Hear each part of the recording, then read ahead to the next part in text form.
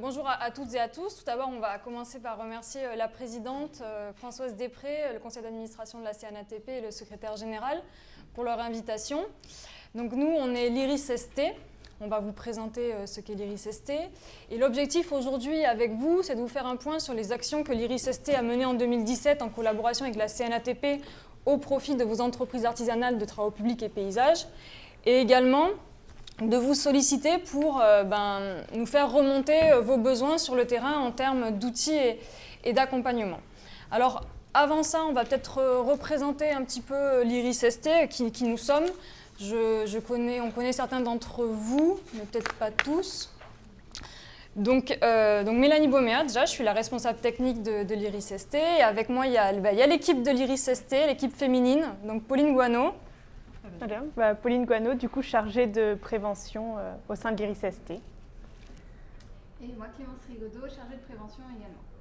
Donc l'IRIS-ST, pour ceux qui ne nous connaissent pas, on est situé pas très loin de la CNATP, on est à côté de vous au premier étage. Donc l'IRIS-ST, c'est l'Institut de recherche et d'innovation en santé et sécurité au travail. Donc on est une association loi 1901 qui a été créée par la CNATP et la CAPEB en 2007, qui souhaitait se doter d'un organisme de prévention dédié aux questions de santé et sécurité pour les entreprises artisanales du BTP et paysage. Donc on est vraiment spécifique aux entreprises artisanales donc de 0 à 20 salariés, métier du bâtiment, travaux publics et paysages. Donc on est un organisme géré par des chefs d'entreprise, puisque dans notre conseil d'administration, notamment participe Françoise Després, Alain Parodi, qui n'est pas là mais on le salue, et Thierry Sicot, que j'ai vu tout à l'heure. Donc voilà, donc vous voyez, on est vraiment accompagné par des chefs d'entreprise. Et l'objectif pour nous, c'est vraiment de répondre aux besoins des entreprises artisanales et notamment aux chefs d'entreprise sur les questions de santé et sécurité et de développer des outils et des solutions innovantes. Point particulier également, l'IRIS-ST est également labellisé Pôle d'innovation pour l'artisanat. Donc c'est un label que l'on a eu en 2009 et en 2016, qui est décerné par la Direction générale des entreprises et qui reconnaît l'IRIS-ST comme un pôle qui apporte l'innovation, notamment sur les thèmes santé et sécurité qui nous concernent, auprès des entreprises artisanales du BTP et paysage. Alors, sur nos missions, donc, elles s'affichent. On va de toute façon en parler à travers notamment les actions qu'on a pu mener avec vous. Donc, des missions d'information et de sensibilisation sur les questions de santé et sécurité.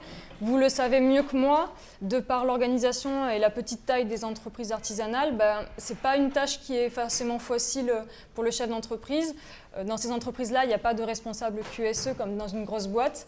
Et notre objectif premier, c'est vraiment d'accompagner, d'apporter l'information réglementaire auprès du chef d'entreprise, mais également de développer des outils et des solutions pour pouvoir répondre à leurs obligations réglementaires et également animer leur démarche de prévention. Donc c'est un peu, en quelque sorte, jouer le rôle de responsable QSE et essayer de vous accompagner au mieux dans votre tâche. Donc on a parlé, informer, développer des outils, accompagner, et dernière mission, c'est également mettre en relation. Et ça, une des particularités de l'IRIS-ST, c'est vraiment de nouer des partenariats et travailler avec l'ensemble des acteurs du secteur qui gravitent autour du chef d'entreprise.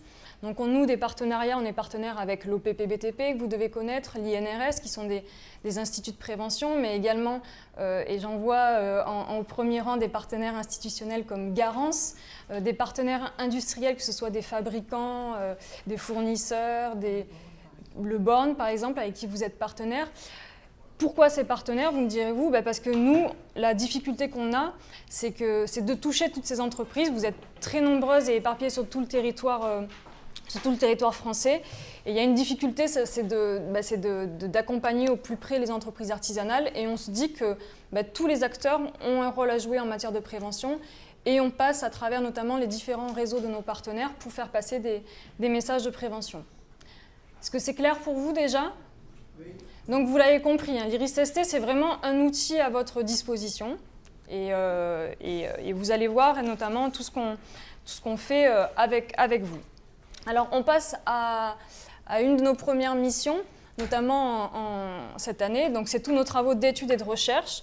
Ça fait partie de notre label de pôle d'innovation notre label Pôle d'innovation. Donc, pourquoi des travaux d'études et de recherche? Parce que pour pouvoir vous accompagner et à développer des outils adaptés, on a besoin de bien comprendre vos spécificités, bien comprendre l'entreprise artisanale, comment elle travaille, ses conditions de travail, quelles difficultés elle peut avoir par rapport à une grosse boîte, quels sont ses besoins.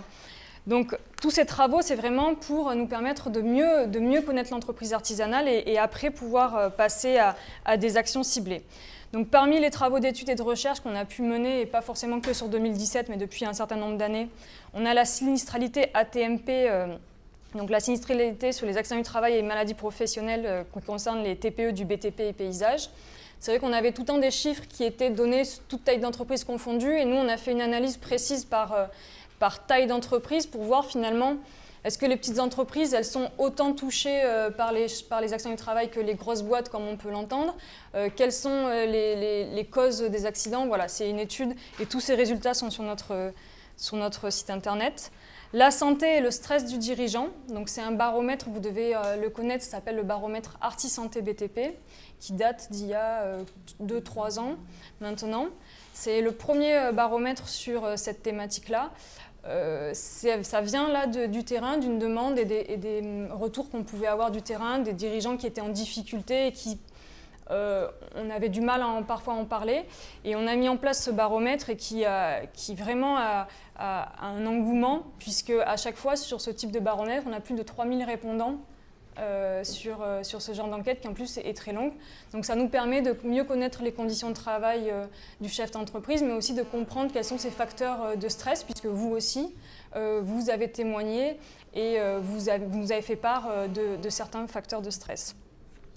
On a d'autres travaux d'études, donc on suit par exemple les formations à la prévention qui sont réalisées dans les entreprises, que ce soit par le chef d'entreprise ou les salariés, pareil, pour savoir régulièrement quelles sont les formations suivies et là où on peut mieux vous accompagner. Très récemment, on a fait une étude sur la réalisation et l'utilisation du document unique dans les entreprises, pareil dans les TPE, avec l'objectif, ce document unique, comment vous le faites, quelles sont vos difficultés.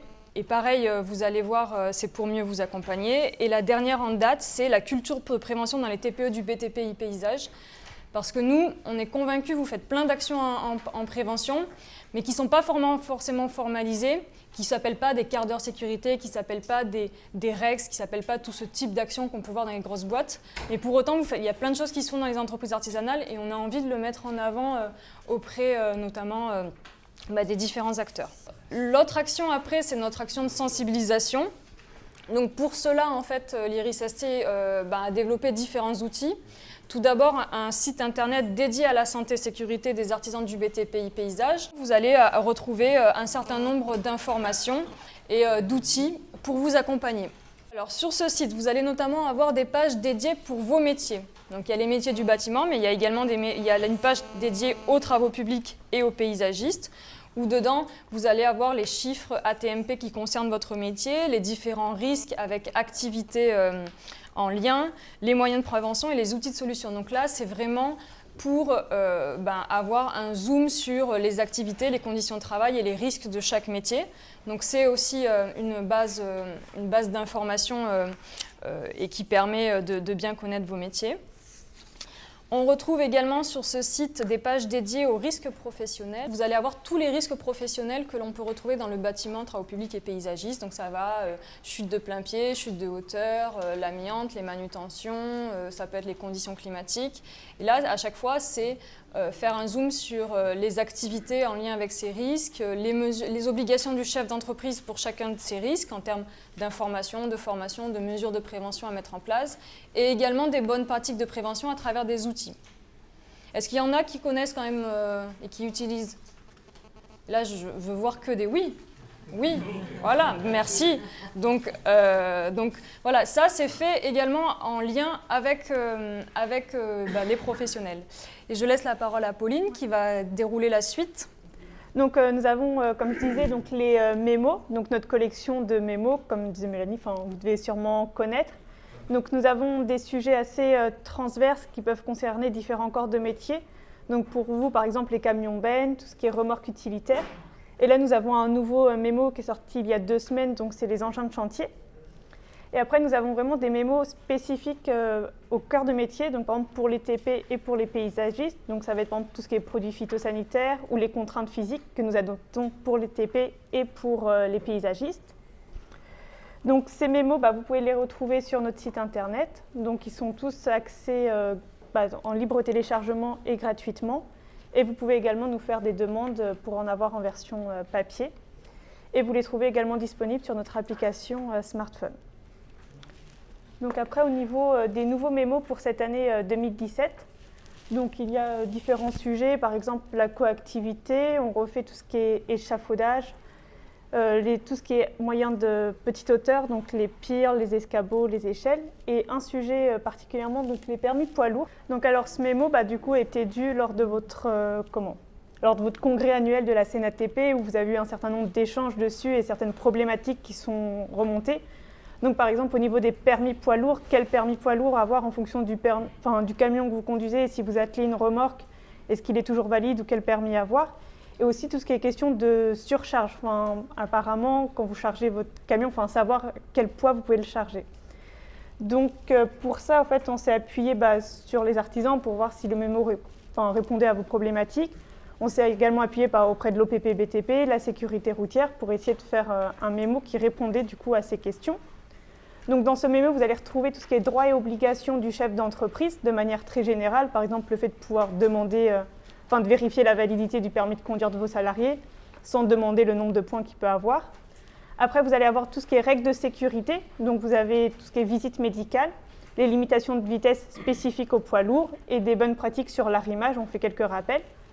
Et ensuite, du coup, vous avez de manière schématisée donc, les bons permis à avoir. Donc, on vous met le poids du véhicule que vous conduisez et en fonction du type de remorque, le permis qui va correspondre. Ouais. Et ensuite, du coup, nous passons sur tout ce qui est calcul. Donc, les calculs du poids de votre chargement, soit de votre camion ou de votre remorque, donc les charges utiles. Et après, les calculs de votre ensemble routier, donc le PTRA. Donc, il faut savoir que là, vous avez différentes notions à prendre en compte et que ce n'est pas forcément le poids total roulant autorisé de votre véhicule que vous devez prendre en compte. Ça peut être un poids inférieur que vous pouvez charger dans votre véhicule. Donc tout ça pour vous dire que ce mémo, il a été créé à votre demande, d'une demande qui vient du congrès, et vous en parliez. Quand on a repris tout le texte juridique, c'est bien écrit que les gars, à partir du moment qu'ils ne sont pas conducteurs officiels, et c'est pas écrit sur la feuille de paie, ils peuvent faire des tours aller-retour à la carrière, donc le matériau est utilisé sur leur chantier. Donc ça prête encore à confusion, et je peux vous dire, moi je l'ai vécu dans mon entreprise, que ça, à un moment donné, un matin, vos gars, ils ne prendront pas le volant des camions parce qu'ils diront c'est faux. C'est qu'ils ne fait pas les Alors il faut qu'on revoie.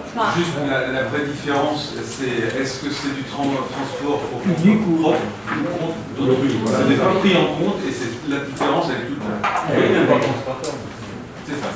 Et ça, je peux vous dire, moi je l'ai vécu. Je suis là, c'est pareil dans mon entreprise, je n'ai pas envie de recommencer.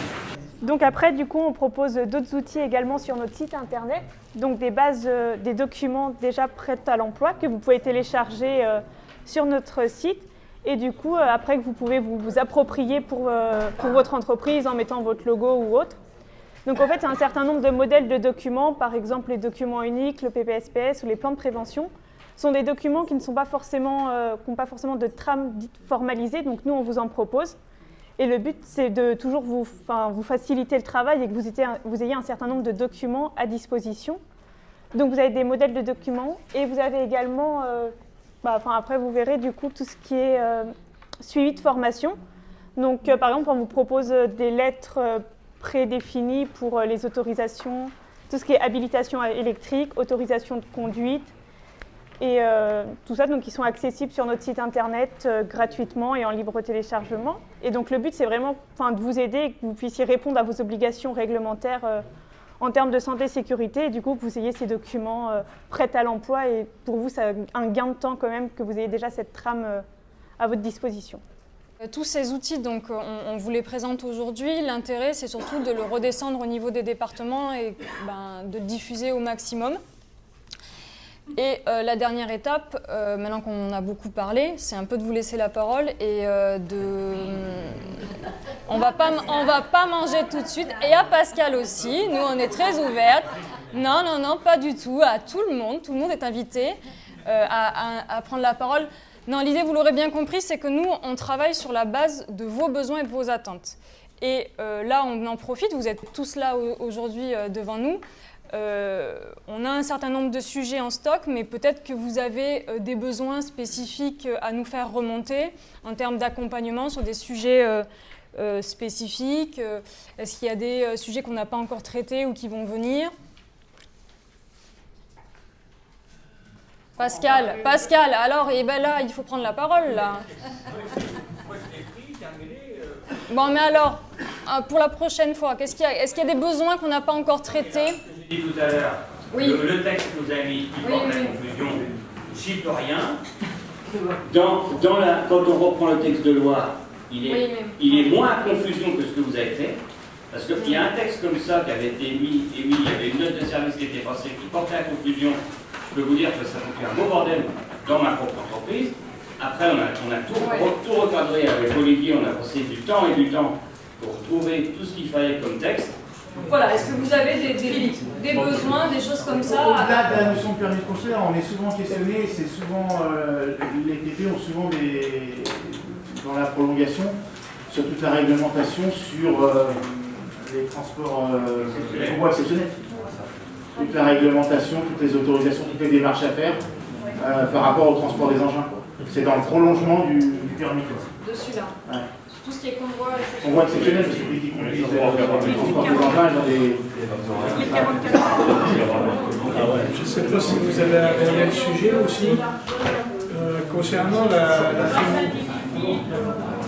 Quand on roule pour une Non, on n'a pas rentré dans ce détail-là.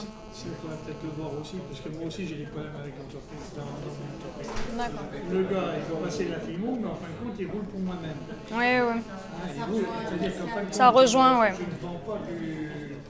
Je ne vends pas des agrégats. Ça rejoint Pascal. Comment? Ça rejoint Pascal. Ça rejoint la même question, ouais. Est-ce qu'ils ont besoin de la FIMO ou pas? On va revenir là-dessus, ouais. Dans le même ordre d'idée, c'est vrai que, comme dit Olivier, si on parle du convoi exceptionnel, enfin, de toutes ces réglementations, on peut aussi faire un focus sur la capacité de transport, l'obligation de la capacité de transport à partir de quand on est inscrit au registre des transporteurs. Ça, c'est des choses que vous avez régulièrement. C'est des questions qu'on a régulièrement. Ok. Et puis, lors des contrôles, on a répondu sur les contrôles bien au courant, et des fois, on demande des capacités de transport à des gens qui ne sont pas concernés. Donc, si on avait un petit mémo, ils l'ont dans le véhicule, ils disent non. Ça, c'est un besoin, oui. D'accord. Ok. Est-ce qu'il y a des besoins, vous êtes certainement au courant, Pardon, il y a une question d'abord? Oui. Ah, on allait lancer la perche, voilà. La IPR, est-ce que ça, vous avez... Ah ouais, ah oui. Ah oui, bon, bah alors ça, nous, on peut faire un constat, mais on ne va pas pouvoir changer la réglementation. Voilà, donc vous savez, il y a la réglementation DTDICT, ça parle à tout le monde, cette réglementation. Voilà, sur les travaux, sur les interventions à proximité des réseaux aériens et souterrains, tout type. Il y a une réglementation qui est passée depuis déjà un certain temps avec des procédures administratives de déclaration de travaux. Et en plus, il y a des autorisations en fait, maintenant à avoir et qui sont obligatoires à partir du 1er janvier 2018. Donc sachez que ça, c'est un sujet sur lequel nous, l'IRIS-ST, on va travailler, autant côté CAPEB que la CNATP, puisque vos deux organisations sont concernées, notamment pour vous mettre à disposition sur notre site internet une rubrique dédiée sur le sujet et également des fiches un petit peu synthétiques sur quelles sont les autorisations à avoir en fonction notamment du profil, concepteur, encadrant, opérateur, conducteur d'engin. Donc voilà, sachez que ça, on va travailler là-dessus sur l'année 2018. Voilà. Oui.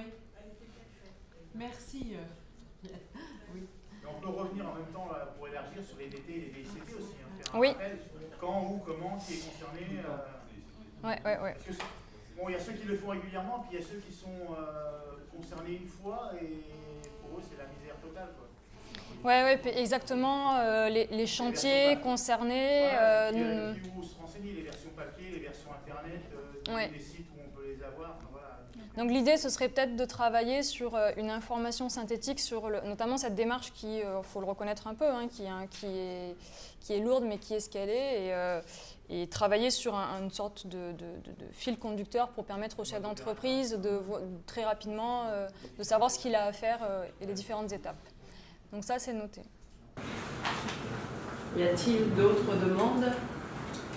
Ce qu'on peut dire aussi, Mélanie l'a abordé tout à l'heure, c'est qu'au niveau du document unique qui a été travaillé il y a déjà pas mal d'années avec le PBTP, qu'on trouve en ligne et qui était lourd, compliqué pour nos petites entreprises. Donc il y a un nouveau travail qui a été fait pour le simplifier un maximum, et il va être lancé prochainement, en janvier. Donc là, je vous invite à revenir auprès de nous, d'Iris et de Mélanie, parce que ça va être beaucoup plus simple et pas une usine à gaz comme ça l'était, parce que pour ceux qui l'avaient rempli sur le site de l'OP, c'était quand même très compliqué. Non, mais la deuxième version était mieux.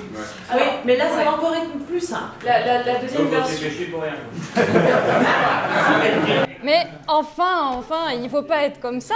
Attendez d'avoir la fin. Alors, je reprends parce que vous allez dire des choses. Je vais vous expliquer.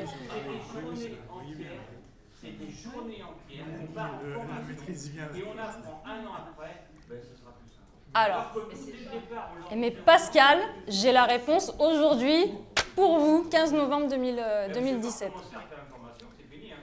Mais vous n'allez pas être formé, et d'ailleurs je crois que ça va être vous, notre artisan testeur, on en cherchait un et ce sera vous. Alors oui, et Françoise fait très bien de le rappeler, il y a toujours le fameux e-prévention BTP, donc le site en ligne qui permet, de l'OPP BTP, qui permet au chef d'entreprise de faire son évaluation des risques professionnels. C'est un outil qui avait déjà été perfectionné, puisqu'avant c'était Maeva, que vous deviez connaître. Il a été perfectionné. Sauf que nous, on a pu assister à des formations notamment qui sont réalisées en département avec CAPEB, CNATP ou avec l'OPP BTP. Si on n'est pas préventeur et si on est tout seul, c'est quand même très compliqué à faire. Et vous le disiez, c'est quand même beaucoup de temps.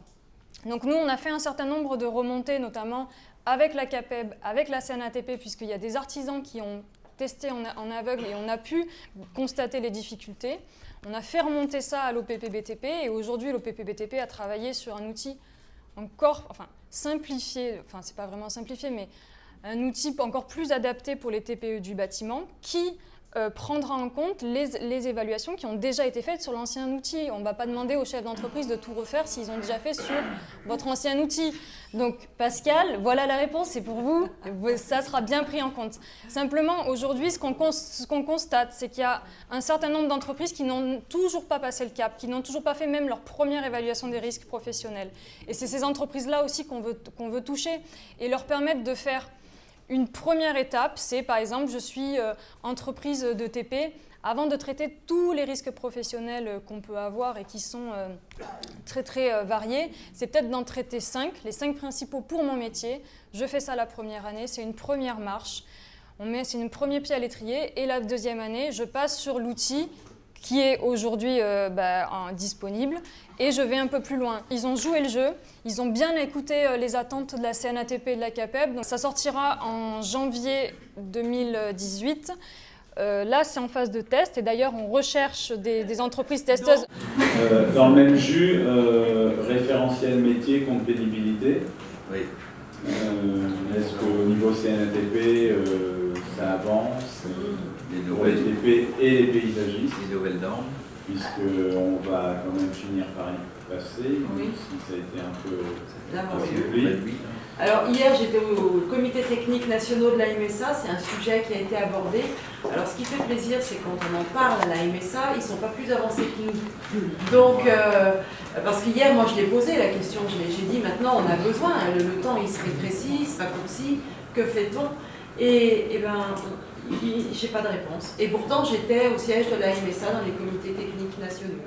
Faire remonter les besoins auprès, voilà, la CNATP, mais effectivement, s'il y a des choses qui sont assez récurrentes, il ne faut pas hésiter parce que ce qui peut servir à l'un peut servir à l'ensemble des entreprises. Donc voilà, l'idée c'est quand même bien de mutualiser les moyens. Ouais.